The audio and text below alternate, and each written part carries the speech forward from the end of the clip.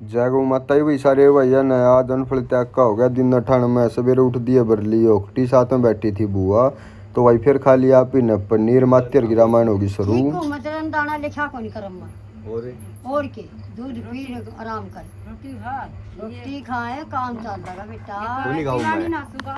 मातेर की रामायण सुनकर भैया एक साथ में पी लिए ओखटी मन ने ले ली वही अपनी दवाई पानी दन में पी लिया वही छक्का दूध करकर नकूला अपनी एक टांग पे पहुंच गए सीधे खाट पर दन में धर कर पैर कुर्सी पर नहाकर भाई आ गया। भाई छोड़े हमने गौवा के पास में तो गौवा वही छप्पर टूट गया था वापिस बना दिया। गौ माता छाया खातर दो गौ माता जा रही वही अपनी पानी पीने फिर अपना भाई आगे वापिस अपने पास में घर ना दिए मन करी वही पहला अपनी पूजा पाठ फिर अपने पी लिया एक लोटा दूध लेकर अपनी दवाई पानी। गोपाल भाई ने कर दिया उकटी में भाई बर्फ का ठंडा पानी सोन तो पहला एक उकटी पी कर दिन कर दिया खत्म। सारे भजन जय गौ माता की जय भोले बाबा की।